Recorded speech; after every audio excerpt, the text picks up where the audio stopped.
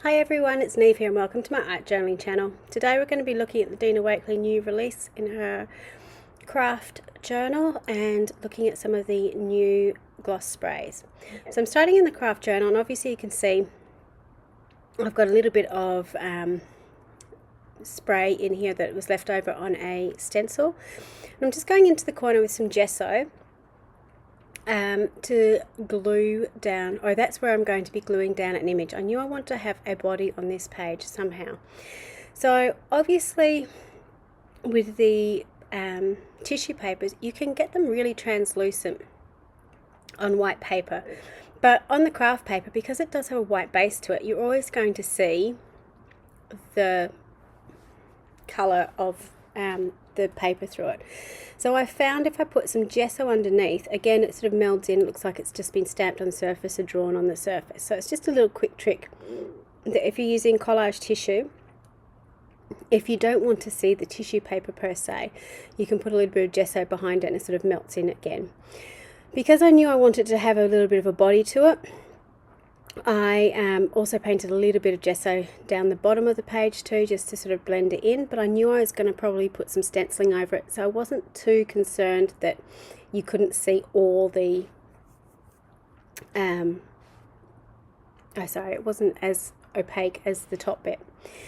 So I've gone in with my gloss sprays. I started off with some tangerine and sprayed it straight onto the surface. Now you'll notice it sank into the surface of the craft paper, and I've got quite a dark tangerine colour. The reason for that is because this page obviously isn't sealed, so the spray wants to soak into the surface. So the same with this turquoise. I'm having a real difficulty with my colours. I can't think of them. You can see I've got the turquoise there, but it's sort of just soaking into the background a little bit. Because I had extra spray left on my page, I just put it into another page on my journal just to sort of use up the extra. I wanted on the bottom of her body to have done is better than perfect, so again I just sort of masked that off and sprayed through it. So you can see where the gesso is, how much brighter the spray is than if it's gone straight on to the craft page. Because I had the lid off, I've just sprinkled on some more colours of my gloss spray too, and I've got a little bit of yellow too. I'm not worried that it's gone a little bit onto her face. That's fine, it's just adding a little bit of that colour in. So it's just to add a bit of interest into the background, and I have no real rhyme or reason to why I was doing anything there. It was just sort of adding a little bit of colour. Now I'm going in with the Stabilo or pencil to highlight my image, and you can see what a difference it makes. So this is one thing I love about the collage tissues, is it gives you an opportunity to use it as a template for you to practice drawing as well. So I can use really sort of scribbly lines safely without making a mess, because those scribbly lines are already there on the page, and I can sort of blend in with what I've got. And you can also see obviously with printing that you're never going to get a true black, so by having the black Stabilo over it, you get that just beautiful dark line as well. So this is an old stencil from Dina Wakley, which unfortunately is discontinued. If you can get your hands on it, please do, because it's amazing. And it's just a lovely little I was going to say bouquet, branch leaf that I really like. It's just really handy. The reason I like it is it's a great base for then doing scribbly lines over the top to add to that sort of hand-drawn feel of the page. It is really easy to be loose over the top. So I've got my black Posca paint pen, and you can see I've got really scratchy loose lines that I'm just outlining around my stenciled image. I'm using the shape, but I don't mind if I go over it. I don't mind if I've got 2 or 3 lines on it. It just adds to the feel of the page. And it's something I've found as I go along, that the more you or the looser you are with your lines, the more artistic it looks. I don't have an explanation for it really, more than I suppose if you do it loosely a few times, it looks like you're actually being deliberate. You're being loose deliberately.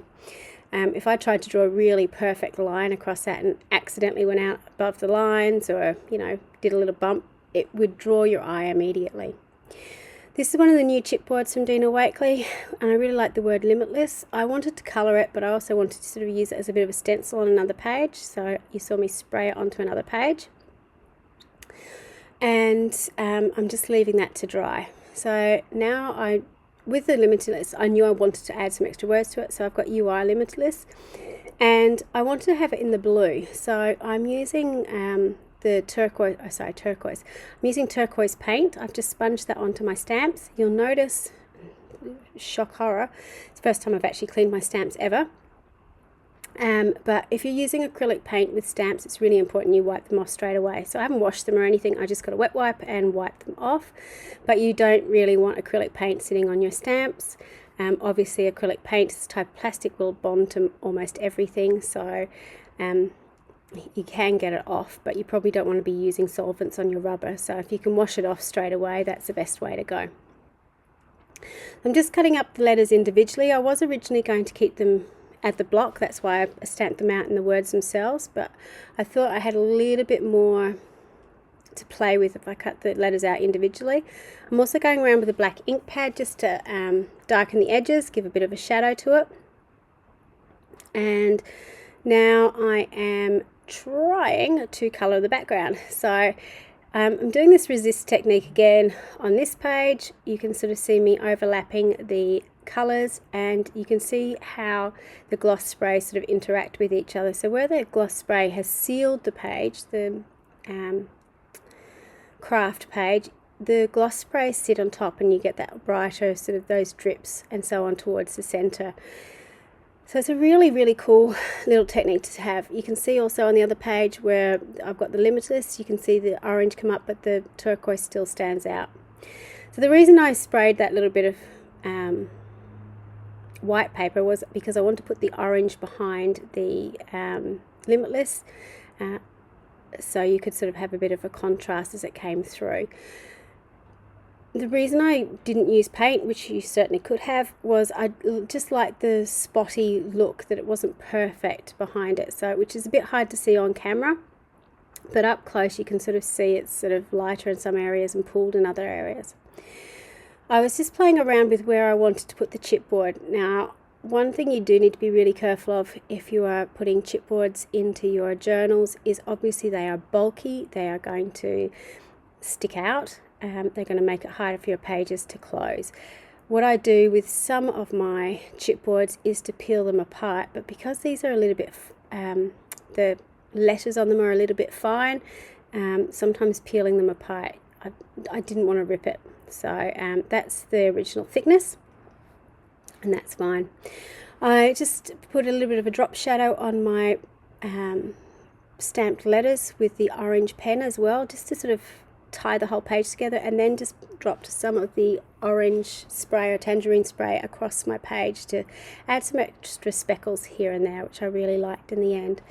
So this is a really pretty simple page. I love this colour scheme of the turquoise and orange. It's really fresh and summery, especially against Kraft, which I was quite surprised about. So it's a colour scheme that I will be playing with again in the future. Thank you so much for watching. Check out the description box below to find some links to the new products. Until next time, bye for now.